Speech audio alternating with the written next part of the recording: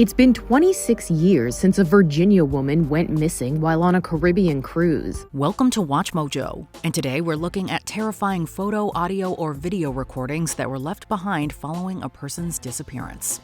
We'll be including people who were eventually found, as long as a recording was left behind when they disappeared. You were with him. You have to know something. You can't say you don't know anything because that's impossible.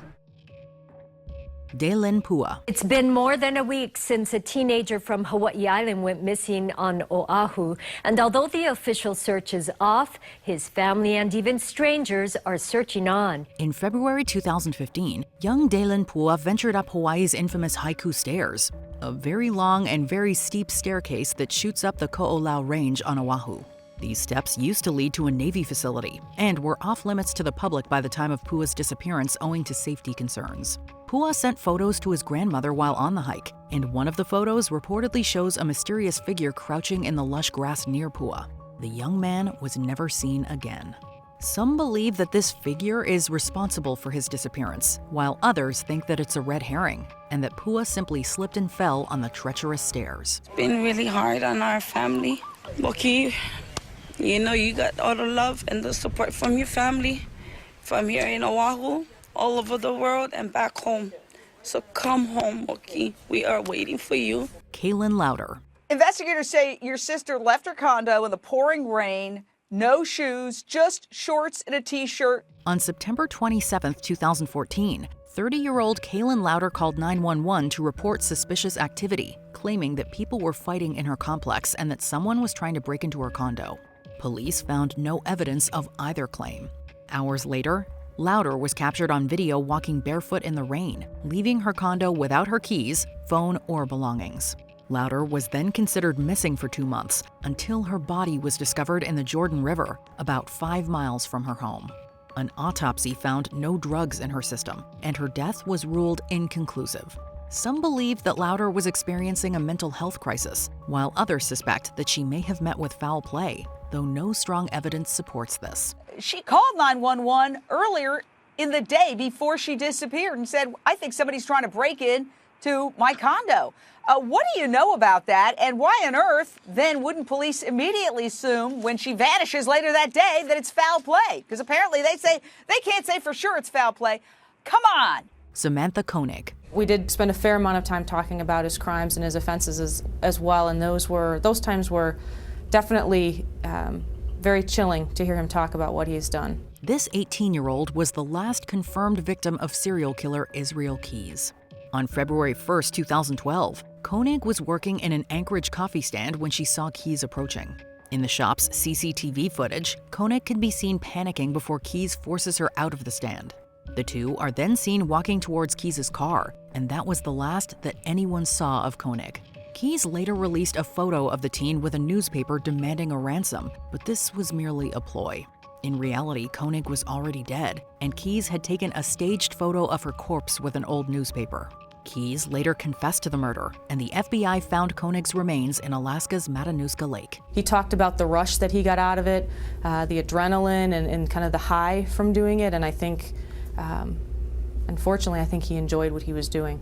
Nancy Ng. 4.5 weeks after an American woman disappeared while kayaking in Guatemala, there are still no answers as to what happened. Local officials ruled that Nancy Ng drowned, but her family still has questions. Learning support assistant Nancy Ng disappeared in October 2023 during a kayaking excursion on Guatemala's Lake Atitlan. Ng was participating in a yoga retreat at the time, and in an eerily normal video, she can be seen in a kayak happily waving to the camera person, who is standing on land nearby.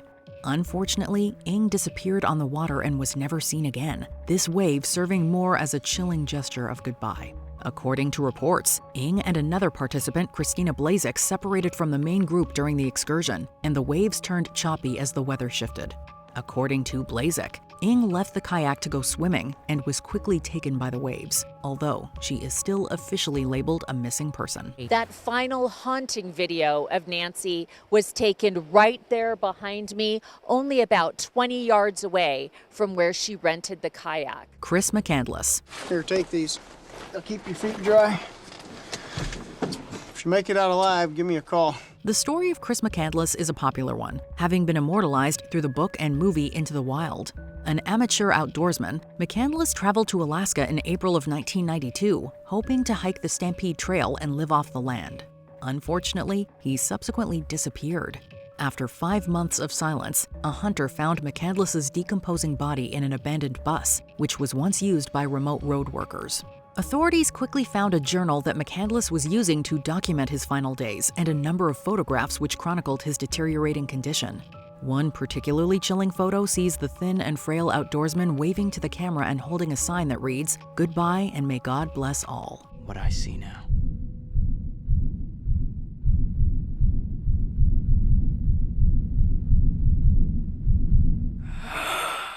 The Springfield Three. We had no idea there was a crime scene there. You don't know that, you don't expect it. Cheryl Levitt, her daughter Susie, and Susie's friend Stacy McCall have collectively been known as the Springfield Three ever since their disappearance on June 7, 1992. A mutual friend named Janelle Kirby arrived at the Levitt house after the young girls missed an arranged get-together. No one was inside, but the women's personal belongings were still there. The TV was on and the porch light had been broken. McCall's mother Janice was called, and she found what has only been described as, quote, a strange message on the home's answering machine. Unfortunately, the message was inadvertently erased before the authorities could analyze it. The contents of the message remain unknown, as do the whereabouts of the Springfield Three. But just as she has for all these years, Stacy's my daughter, and I want her back. she still holds out hope that one day we might learn the truth about what really happened to Springfield's 3 missing women. Rebecca Corium. Luxury cruising is supposed to be the ultimate getaway, where you leave all your cares behind. But what's not widely known is that the industry also has a very dubious record of mysterious disappearances. The first person to go missing on the Disney Cruise Line was 24-year-old employee Rebecca Corium. The incident occurred on March 22, 2011, while the Disney Wonder was off the coast of Mexico. At around 5:45 a.m., CCTV footage captures Corium talking on the phone. She appears distressed, prompting a man walking past to ask if she's okay. She says that she is, hangs up, and walks out of the camera's sight. Later that morning, Corium failed to report for her shift, prompting the crew to conduct a thorough search of the ship. Unfortunately, no trace of Corium was found. To this day, no one knows what happened to her, who she was talking to, or why they were making her so upset. Whatever happened to Rebecca on the Disney Wonder remains a mystery. Whether she slipped and fell, jumped, or was pushed into the ocean wasn't properly investigated, and the truth may never be known. Michael McClain. Michael McClain vanished after visiting the Tropical Lounge in Nashua, and there's been no sign of him since. On April 20th, 2019, Michael McClain and his friends visited Nashua's Tropical Lounge nightclub. A physical altercation broke out between two women, and the arrival of police prompted the surrounding crowd to disperse, during which time McClain became separated from his friends. Shortly before 2 a.m., McClain made a perplexing call to his boss, stating, quote, "They're after me, more than one." Unfortunately, he failed to elaborate, and his boss's return calls went unanswered. The last confirmed sighting of McClain occurred around 3:30, when surveillance footage captured him entering and exiting the parking garage of the Riverfront Landing apartment complex.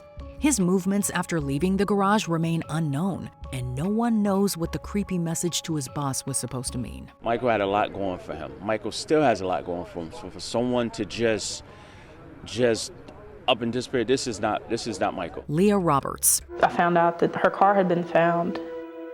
Here she is, the whole opposite side of the country. Haven't heard from her in 9 days, and her car shows up with no sign of Leah. So, needless to say, I was really, really worried. This 23-year-old student was reported missing on March 13, 2000 after skipping a babysitting appointment and failing to return worried phone calls. A note was found the next day that referenced Jack Kerouac, suggesting that she had gone on an unplanned road trip. And 4 days after that, Roberts' wrecked car was found in Washington's North Cascades National Park, far away from her home in North Carolina. The car's starter motor had been tampered with, and the vehicle had been deliberately accelerated off the road. Police later found security footage from an Oregon gas station showing Roberts anxiously looking into the parking lot while paying for her gas. Unfortunately, Roberts has never been found, leaving frustrating questions about her motives and worried glances. 1 week after Leah Roberts' Jeep was found, an anonymous tipster called investigators and reported that his wife had just seen Leah at a gas station 30 miles from Seattle. Leah appeared confused and disoriented. But before authorities could obtain further information from the witness, he panicked and hung up the phone. Lynn Bradley. So that evening, Amy was out at the disco with her brother, other passengers and crew, socializing and having a great time. In the morning, when her parents and her brother woke, Amy was gone. On March 24, 1998, Lynn Bradley vanished while on a Caribbean cruise. She and her brother visited the ship's nightclub on the 23rd, where she was filmed dancing. Bradley looks happy and content, but this would prove to be her final hours on the ship. Bradley later returned to her suite and fell asleep on the balcony in a lounge chair. At 5:15 a.m., her father saw her sleeping and dozed off again. When he woke up again around 6, she was gone. Despite extensive searches, Bradley was never found. However, multiple witnesses later claimed to have seen her, including 2 passengers who reportedly met her in the ship's elevator and a Navy officer who allegedly saw her at a brothel in Curacao. If you have any information, whether it be that you are a passenger or a crew member, we ask that you come forward. The smallest detail could assist us in finding out what happened to Amy. Tiffany Whitton. Maybe she's out there. Maybe she can see this. And she will know that we love her and we want her home. By the summer of 2013, Tiffany Whitton was in a tough spot. She was recently fired from IHOP for stealing and her drug use. In the very early morning of September 13, 2013, Whitton arrived at a Walmart and was closely observed by security officers. They believed she was under the influence and stealing various items of clothing. They eventually confronted her at the exit, and this confrontation was captured by security cameras. The footage depicts Whitton tossing away her handbag and sandals and fleeing out the door. This was the last anyone has seen of her. The young mother was last here at this Walmart. Then after that, it was like she simply disappeared into thin air. Many people suspect her boyfriend, Ashley Cottle, of foul play, but he has long proclaimed his innocence. Emma Fillipoff. Just a few days before her disappearance, young Emma Fillipoff was captured on camera at a Victoria, British Columbia YMCA. Fillipoff was behaving in an erratic manner, repeatedly entering and exiting the building. She goes in and out the door 6 times within minutes. A few days later, cameras captured her at a 7-Eleven buying a prepaid cell phone. Shortly before exiting the store, Fillipoff stops and scans the street outside, almost as if she's watching for someone. What is out there? Is she hiding from someone? Or is it all in her mind? On the evening of November 28, 2012, Fillipoff disappeared from the Empress Hotel after speaking to the police. They had been called because Fillipoff was walking around barefoot outside the hotel and was seemingly in distress. Her car was later found full of her personal belongings, and she has remained missing ever since. Sofia McKenna. You never know what you might be documenting on Snapchat. Sofia McKenna and Spencer Mugford were on the open water of Groton, Connecticut in the very early hours of May 27, 2018. Their trip was documented on Snapchat, with one picture showing McKenna at a lighthouse and another showing Mugford in the sailboat. Said boat was later found abandoned on New York's Truman's Beach. Nearly 2 weeks later, police recovered Mugford's body in Long Island Sound. McKenna's mother came forward, claiming that 7 calls had been made to her phone between 2:05 and 2:09 a.m. They were from Mugford's phone. Sophia's phone was locked and in her car, parked at Avery Point. McKenna is still missing, and the Snapchat photos serve as the only document of her final hours. Stephen Koecher. We knocked on all the doors. We had pictures of Stephen. We said, "Have you seen this person? Have you seen this person?" And no one had seen him. Shortly before his disappearance, Stephen Koecher had driven throughout the states of Utah and Nevada for a still unknown reason. Around noon on December 13, 2009, Koecher can be seen driving his car into a retirement community near Las Vegas. A few minutes later, someone can be seen walking out in the opposite direction. Koecher's family believes it's him. He never returned to his car.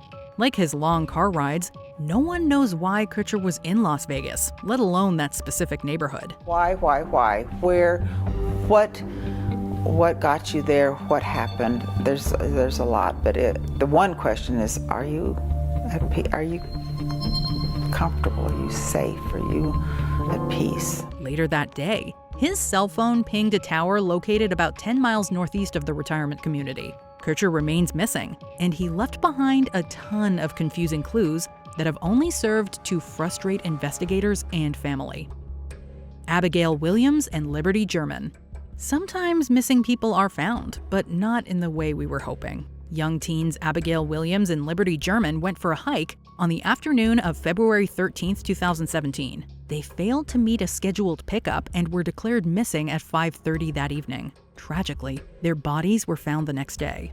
German managed to capture some startling footage while on the hike. She took a picture of a Caucasian male walking towards the girls from the opposite direction, and this man would quickly become the prime suspect. A sketch of the suspected killer was released in July of 2017, which was updated by police 2 years later. Furthermore, German had secretly recorded the man on her phone, who can be heard saying "down the hill," the implications of which are horrifying. This man would prove to be Richard M. Allen, who was found guilty of murdering the girls in 2024. A male figure appears to follow the girls, then orders them down the hill. Dale Kerstetter. This man disappeared from his place of work on the night of September 12, 1987. Kerstetter safely arrived for his night shift at Corning Glassworks, but when another employee arrived the next morning, all that was found was Kerstetter's abandoned belongings. His truck was also parked in the parking lot, and about $200,000 worth of platinum rods were missing from the factory. Shortly after his disappearance, the factory's security cameras were checked.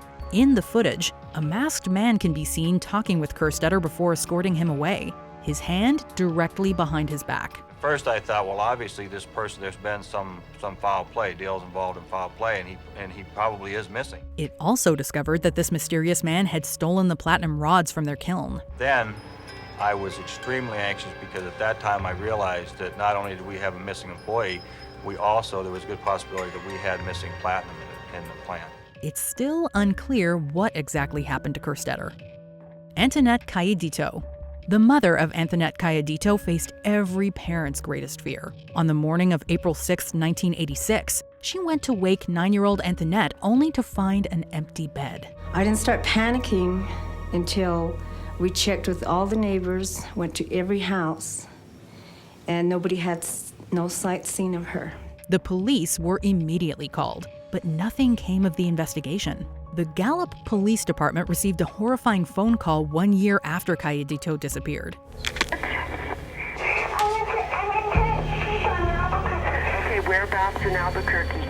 The frantic caller claimed to be Cayedito, and this was confirmed by her mother, who claims to have recognized her daughter's voice. Before Cayedito could tell the police anything, an adult could be heard yelling in the background, and the call was prematurely cut amid the sounds of the girl screaming. Hello? Anthonette, where are you? Anthonette? Hello? While the case technically remains open, experts believe that Cayedito is deceased. Patricia Meehan. The day before she disappeared, Montana ranch hand Patricia Meehan phoned her father and sounded distressed, telling him that she wanted to come home to Pittsburgh. Well, more than anything else in the world, I want her back with us. When we would then know that she'd be safe. Her landlord also noticed that she was acting funny. On the night of April 20th, 1989, Meehan crashed her car on Montana Highway 200. Eyewitnesses reported that she behaved strangely. Meehan approached the driver of the other car without saying anything. She later moved to the side of the road and silently observed the wreck before wandering into a nearby field. We didn't know what was out there. We didn't know whether we were looking for a hurt person, sick person, or a fugitive. Meehan left behind an undeveloped camera, and one of the photos was a creepy selfie that showed an expressionless Meehan staring into a mirror. Multiple witnesses have reported seeing Meehan in the years following, but she officially remains missing.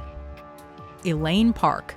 On February 2, 2017, Elaine Park's abandoned Honda Civic was found on the side of the road in Malibu. Police say it's not like Park to go missing, so they are concerned. All of her belongings were inside. The battery was dead, and the keys were still in the ignition. Law enforcement believes that she wandered into the nearby ocean to take her own life. But her family doesn't subscribe to that narrative. Park's boyfriend was the last person to see her.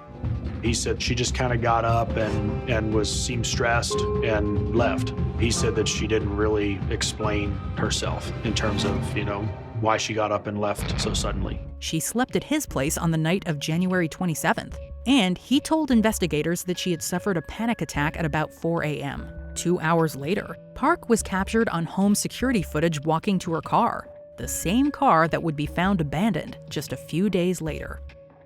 Susan Powell. The Salt Lake Tribune uploaded a video to YouTube in May of 2013. It depicts a woman named Susan Powell documenting the expensive assets in her home in the event that, quote, something happens to her. Hope everything works out and we're all happy and live happily ever after as much as that's possible. She allegedly did so on the advice of her attorney. Viewers take notice of Powell's demeanor, which many claim is anxious, depressed, and generally defeated. This video was captured a year and a half before she disappeared in December of 2009. Powell technically remains missing, but many suspect her husband Joshua. Believe that Josh maybe put Susan in the mine, lit her on fire and sent her down in the mine, and then have come back maybe a number of times to push soil and debris on top of her so that it would discourage people from finding her. A few years after Powell disappeared, Joshua lost custody of their children to Powell's parents and subsequently took the children's lives and his own. Lars Mittank. The case of Lars Mittank is as mysterious as it is unnerving. The 28-year-old German man was vacationing in Bulgaria with friends when he got into a physical altercation with some strangers over football. Mittank suffered a ruptured eardrum, which prevented him from flying home. With his friends gone, he began to act erratically. His odd behavior was captured on the hotel's CCTV. He reportedly called his mother and told her that 4 men were out to kill him. Mittank was last seen on CCTV fleeing Varna Airport and running into a nearby field. He hasn't been seen or heard from since, and the reason for his sudden paranoia remains unknown. Brandon Lawson. On the night of August 9, 2013, Brandon Lawson got into an argument with his partner Ledessa Lofton and left home just before midnight. Soon after, he called his brother Kyle, saying that he was being chased out of town and had run out of gas. Kyle worried that his brother, who was involved in drugs, was tripping. But following that, Lawson made an eerie call to 911, saying that he was being chased into the woods. Yes, I'm in the middle of the field. It's like we're just pushing guys over. Right here going towards Javelin on both sides. My truck ran out of gas. There's one car here that got chased into the woods. Please hurry. When Kyle and the police arrived on the scene, Brandon's truck was abandoned. Kyle's girlfriend Audrey reportedly received a call from Brandon, who said that he was just up the road and bleeding. Lawson's remains were found in 2022, confirming that he had indeed died. Corrie McKeague. On September 23, 2016, RAF Regiment gunner Corrie McKeague went drinking with some friends in Suffolk, England. At 3:25 the next morning, McKeague was spotted on CCTV entering the cul-de-sac of Brentgobble Street, an area that contained several wheelie bins. He never left the cul-de-sac. McKeague failed to report for work the following Monday, instigating a missing persons case. His phone was eventually tracked to a landfill, and while extensive searches were undertaken, nothing conclusive was found. The prevailing theory is that a drunk McKeague fell asleep inside a wheelie bin and was crushed by a garbage truck. His remains may have been accidentally incinerated at the landfill, but this theory is contested by many, including McKeague's mother. So my absolute plea is somebody in the public does know something. They need to give the police that information so that the police have got somewhere to start looking for Corrie. Claudia Lawrence. On the night of March 18, 2009, Lawrence returned home from work and sent a text to a friend at 8:23 p.m. This would be the last time anyone heard from her. All of a sudden, she wasn't there. It eats into you, literally eats into you all the time. And that's the not knowing what's happened. And it carries on and on and on and on. CCTV footage was found showing a light-colored Ford Focus driving down the road the morning of March 19th and braking outside Lawrence's house. Despite years of investigation, the case went cold until 2013, when the new Major Crime Unit was unveiled. It was a good feeling that you had very experienced officers going over the whole thing again. They found that Lawrence's cell phone was mysteriously turned off the day after her disappearance, and unidentified fingerprints were found in her house. I think we're encouraged by the fact that something is happening. after a rather long period of nothing happening. But the police have got a lot of work to do. They've been doing a lot of work, and that's good news. Several people have been arrested under suspicion of murder, but a lack of evidence and cooperation from witnesses have prevented any charges from being laid. Amber Tuccaro. This 20-year-old woman from Alberta's Mikisew Cree First Nation was last seen just outside Edmonton on August 18, 2010. She got a ride into Edmonton from an unknown male and was never seen again. 2 years after her disappearance, a cell phone recording was released of Tuccaro speaking with the man, and she can be heard adamantly questioning his directions and their true destination. You better not be taking me anywhere I don't want to go. I want to go into the city. Jeez. Yo, we're not going into the city, are we? No, we're not. Just 4 days after the recording was released, police found Tuccaro's skull in a farmer's field. And their search for the voice intensified. RCMP say they've received hundreds of tips, but the identity of the man behind the voice remains a mystery. The investigative work behind her disappearance has been highly criticized, and the Alberta RCMP even apologized to Tuccaro's family. The apology was fiercely rejected. I fully acknowledge that in the early days of our investigation into Amber's disappearance, that it required a better sense of urgency and care. Kenny Veach. In 2014, hiker Kenny Veach left a comment on a YouTube video in which he explained coming across a creepy M-shaped cave in the desert and fleeing in terror. And something about that cave just spooked me. Out of all the caves I've ever gone in, this one just made my body vibrate. Eager YouTube commenters encouraged Veach to return and document his experiences. And while he did so, he failed to find the cave. But he did come across an abandoned mine shaft. It goes way, way, way down in there. Let me see if I can... that's pretty far. Disappointed viewers urged Veach to try again. He set out once more, never to return. His phone was eventually found outside the very mine shaft that was recorded in his previous video. A woman claiming to be his girlfriend later commented on the video, stating her belief that Veach had taken his own life and left his phone behind so as not to be tracked. And that is it. So see you later, tortoise. Trevor Deely. On December 7, 2000, 22-year-old IT worker Trevor Deely was attending a work Christmas party at a nightclub in Dublin. So as he left the club, Trevor was in control of himself. The question is, did he come across someone later who was to become instrumental in his disappearance? Deely left the club at 3:25 in the morning and stopped at work, where he briefly spoke to a mysterious man in black outside the business gates. So who is he? And is it possible he followed Trevor after this? Even in this grainy state, this footage may hold the key to unlocking the mystery of what happened to Trevor. At 4:14 after leaving work, Deely was spotted walking home on CCTV footage, with a man in black following roughly 30 seconds behind. It's this man here I believe we should be focusing on, captured on camera less than 30 seconds after Trevor. Is he the same man Trevor met outside his office minutes earlier? Police believe this is the same man who spoke to Deely.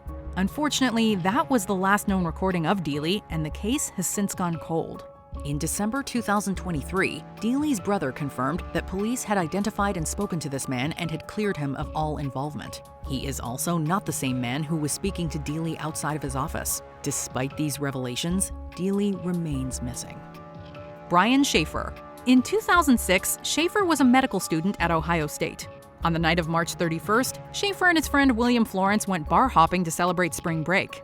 Sometime during the night, however, Shaffer disappeared. 1 minute, this young man was a grainy image on a surveillance video. The next minute, he was gone. And police are baffled. Police reviewed CCTV footage outside the Ugly Tuna Saloona, which showed Shaffer talking with two women. He left them and walked towards the bar, but wasn't recorded ever leaving. We seen Brian go back off the camera and were unable to locate him leaving the building. Every exit is covered by a camera. Brian is never caught on camera leaving the bar. This was the only known publicly accessible entrance and exit, leaving investigators puzzled. It's possible that the constantly panning and manually operated cameras just missed him. William Florence has refused to take a lie detector test, leading people close to Shaffer to suspect his involvement.